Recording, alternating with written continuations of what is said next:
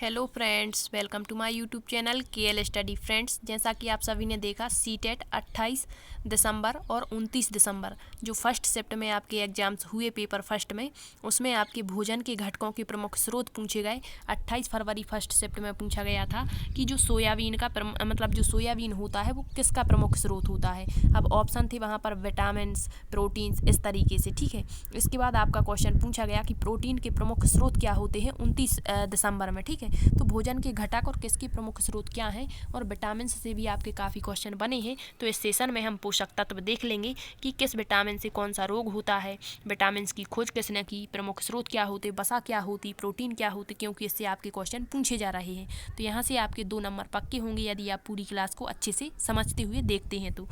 तो सबसे पहले यहाँ पर हम बेसिक से देखेंगे कि जो पोषक तत्व हैं इनके अध्ययन को क्या कहते हैं। तो इनके अध्ययन को कहते हैं ट्रोपोलॉजी। क्या कहते हैं? ट्रोपोलॉजी। तो पूछ सकते हैं कि मानव शरीर में पोषक तत्वों के अध्ययन करने वाली शाखा क्या कहलाती है, तो वो कहलाती है ट्रोपोलॉजी।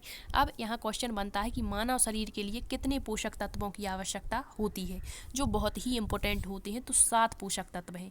अब यदि इनका नाम पूछ लें या फिर कह दें कि पोषक तत्व नहीं है, तो मानव शरीर के लिए जो पोषक तत्व हैं वो 7 हैं। कौन कौन से हैं? तो कार्बोहाइड्रेट, वसा, प्रोटीन, विटामिन, खनिज लवण, जल और न्यूक्लिक अम्ल। ये 7 पोषक तत्व हैं जिनकी जरूरत मनुष्य को हर हाल में होती ही है। ठीक, अब यहाँ जो पोषक तत्व हैं इनको 2 भागों में बांट दिया जाता है। बृहद पोषक तत्व मतलब जिनकी बहुत ही अधिक जरूरत होती है, इनके बिना मानव का जीवन ही नहीं हो सकता। और एक होते हैं सूक्ष्म पोषक तत्व, यदि ये कुछ दिन तक ना भी मिले तब भी चल जाता है। तो जो बृहद पोषक तत्व हैं वो होते हैं आपके कार्बोहाइड्रेट, वसा और प्रोटीन। अब इनके कार्य भी अलग अलग होते हैं। जैसे कार्बोहाइड्रेट और वसा हो गया तो ये मानव शरीर में ऊर्जा प्रदान करते हैं। ठीक है, इसके बाद जो प्रोटीन होता है यह वृद्धि करता है मानव शरीर की और टूटी फूटी कोशिकाओं की मरम्मत करने का कार्य करता है। इसके बाद जो विटामिन, खनिज लवण होते हैं ये चयापचयी क्रियाएं करते हैं। ठीक है, और जल हमारे शरीर को मतलब एनर्जी को बनाए रखता है, उत्सर्जन में सहायता करता है। ठीक, तो ये हुए सूक्ष्म पोषक तत्व। अब ऊर्जा उत्पादक पोषक तत्व कौन कौन सी? तो अभी बताया जो ऊर्जा प्रदान करते हैं हमारे शरीर में, तो वो होते हैं कार्बोहाइड्रेट एवं वसा जो ऊर्जा देते हैं। वे पोषक पदार्थ जो शरीर की विभिन्न उपापचयी क्रियाओं का नियंत्रण करते हैं। अभी बताया उपापचयी क्रियाओं का नियंत्रण करने वाले होते हैं विटामिन, खनिज लवण और जल। नेक्स्ट है वे पोषक पदार्थ जो शरीर की वृद्धि और शरीर की टूटी फूटी, यदि कहीं हमारी कोशिकाएं टूट फूट हो जाती है, हमारे शरीर में कोई घाव वगैरह लग जाता है, तो उसकी जो पूर्ति वहाँ पर पुनः नए जैसी जो परत है वो बनाने का कार्य कौन करता है, तो वो प्रोटीन होता है। और इसी से क्वेश्चन पूछा गया कि प्रोटीन के प्रमुख स्रोत कौन कौन से हैं। ठीक है, तो अभी देखेंगे कि क्वेश्चन क्या पूछा गया था। दिया है वे पोषक पदार्थ जो आनुवंशिक गुण, जो हमारी वंशानुगत गुण होते हैं, उनको हमारी पीढ़ी दर पीढ़ी ले जाने का कार्य करते हैं। और एक कार्य जो हमारे माता पिता से हमें पैतृक प्राप्त होते हैं, जिन्हें जीन्स कहते हैं, ये करते हैं। तो ये कौन कौन से होते हैं? न्यूक्लिक अम्ल होते हैं। अब न्यूक्लिक अम्ल में आपका DNA आ जाता है और RNA आ जाता है। अब इनका फुल फॉर्म होता है डीऑक्सी न्यूक्लिक अम्ल और राइबो न्यूक्लिक अम्ल इनका फुल फॉर्म होता है, तो याद रखिए। ठीक, नेक्स्ट है विटामिन की खोज। तो विटामिन की खोज तो की थी हॉपकिंस ने 1911 में, और जो विटामिन शब्द है वो दिया था फंक ने। लेकिन आपको याद रखना है, यदि आपके ऑप्शन में हॉपकिंस नहीं दिया है और पूछता है कि विटामिन की खोज किसने दी, तो फिर आपको फंक लगा देना है, फिर सही होगा। ठीक है, नेक्स्ट है जो विटामिन होते हैं ये 2 प्रकार के होते हैं। एक तो जल में घुलनशील होते हैं और एक होते हैं वसा में घुलनशील। तो जल में घुलनशील विटामिन कौन कौन से हैं? पिछली बार काफ़ी क्वेश्चन पूछे गए और रिपीट भी हुआ था कि जल में घुलनशील विटामिन कौन कौन से हैं। तो विटामिन C और विटामिन B कॉम्प्लेक्स। अब जो B कॉम्प्लेक्स है कई प्रकार के B1, B2, B3, B12 इस तरीके से होते हैं। तो विटामिन C और विटामिन B जल में घुल जाते हैं, लेकिन वसा में घुलनशील विटामिन होते हैं विटामिन A, D, E और K। अब यहाँ पूछता है कि कौन कौन से जो विटामिन है इनका जो निर्माण है वो मानव शरीर के अंदर होता है। तो विटामिन D और विटामिन K ऐसा विटामिन है जो मानव शरीर के अंदर ही मतलब निर्मित हो जाते हैं। ठीक, अब दिया है सभी विटामिन के रासायनिक नाम और उनकी कमी से होने वाले रोग और उनके प्रमुख स्रोत। याद रखिए, यहाँ से एक क्वेश्चन आपका बनना है। तो पूछता है विटामिन A का रासायनिक नाम क्या है, विटामिन B का रासायनिक नाम क्या है, अन्य विटामिन के रासायनिक नाम, और पूछेगा कि विटामिन A की कमी से कौन सा रोग हो जाता है, इसके प्रमुख स्रोत क्या होते हैं। तो देखिए सारे विटामिन यहाँ दिए हैं। विटामिन A का रासायनिक नाम होता है रेटिनॉल।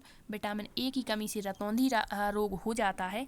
और यदि हमें विटामिन A की पूर्ति करनी है, विटामिन A को संक्रमण विटामिन कहते हैं, मतलब हमारे शरीर में रोग प्रतिरोधी क्षमता बढ़ाने का कार्य करता है विटामिन A। और इसके प्रमुख स्रोत होते हैं गाजर, पपीता, दूध और अंडा। नेक्स्ट है विटामिन बी। बी का रासायनिक नाम होता है थायमीन। इसकी कमी से हो जाता है बेरी रोग और इसके प्रमुख स्रोत होते हैं अनाज, छिलके अनाज के, तिल और सेम, मतलब तिलहन जो होती है और सेम। ठीक है, तो ये सारी चीज़ें, जैसे तिल में आपका मूंगफली हो गया, सोयाबीन हो गया, ये चीज़ें आ जाती हैं, तिलहन फसलें, ठीक, और सेम, तो इनमें पाया जाता है विटामिन बी और विटामिन बी की कमी से हो जाता है बेरी रोग, याद रखिए। नेक्स्ट है विटामिन सी।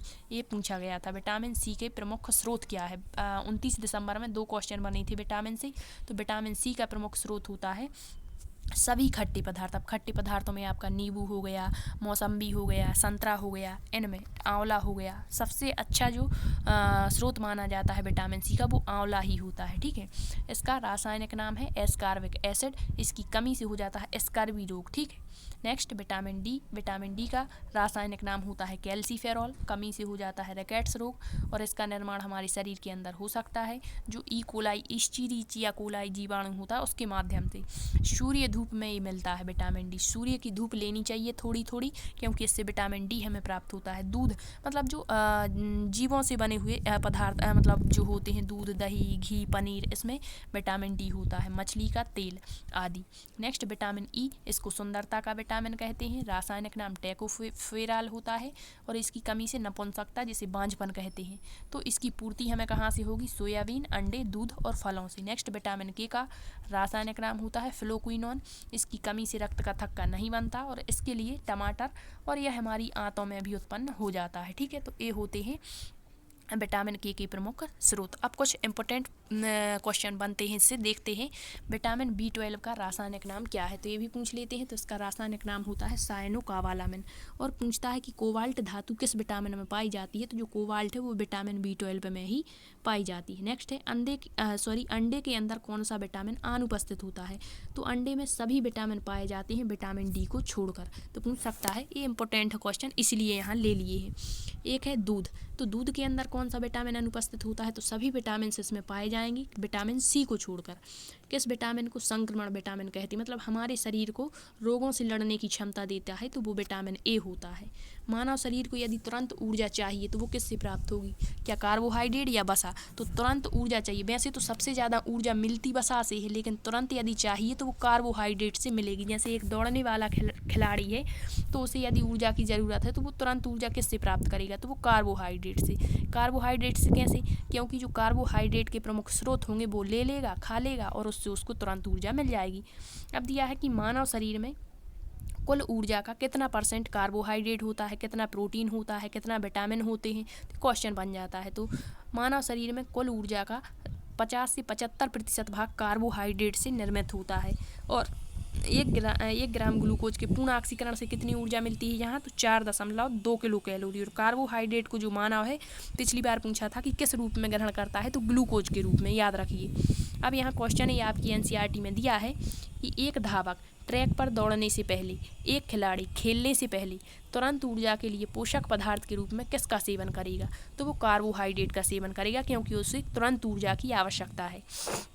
और यदि कहता है कि लंबे समय तक ऊर्जा को सुरक्षित रखने वाला ऊर्जा जिससे हमें प्राप्त होती है वो पदार्थ कौन सा है या वो पोषक तत्व कौन सा, तो वो वसा है, क्योंकि लंबे समय तक ये हमारे शरीर में मौजूद रह सकती है।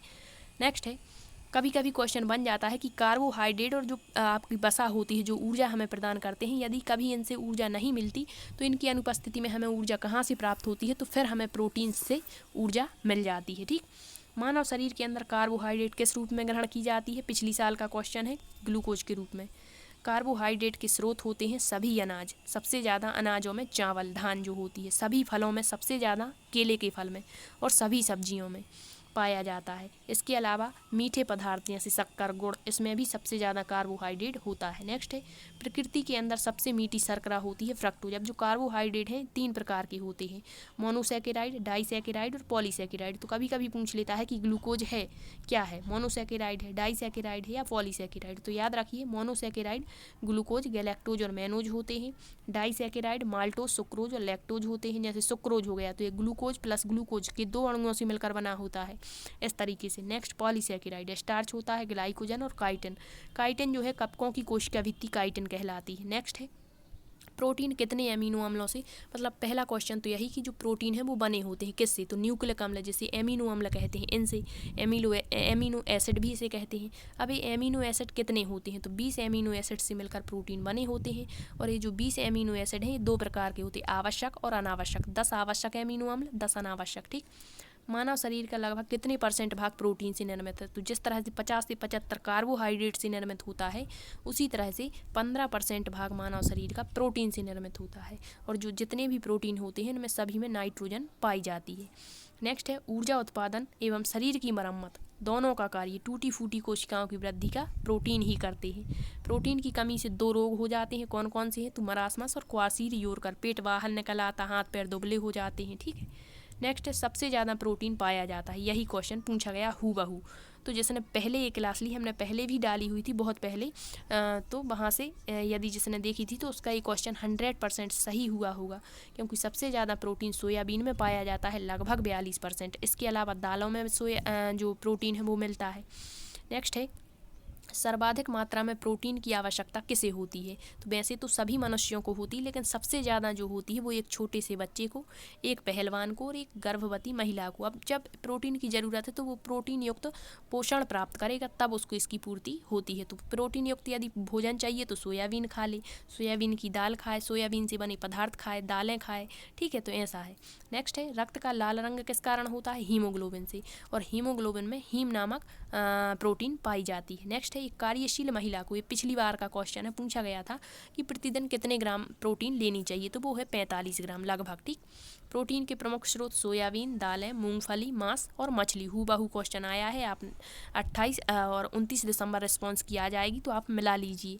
कौन कौन से खनिज पदार्थ जो हैं वो दांतों और हड्डियों को दृढ़ता प्रदान करते हैं, तो यहाँ पर कैल्शियम और आपका फास्फोरस दांतों को मजबूती प्रदान करता है। इसके अलावा यहाँ पर जो आपका विटामिन डी होता है वो भी यहाँ पर, और खट्टे पदार्थ सारे यहाँ पर दांतों को मजबूती प्रदान। यहाँ से एक क्वेश्चन बनता है कि यदि दांत में दर्द हो गया है तो उसको दूर करने के लिए किस तेल का प्रयोग किया जाता है, तो जो हमारी लौंग होती है, लौंग के तेल का प्रयोग यहाँ पर किया जाता है। तो आई होप आपको ये सेशन पसंद आया होगा।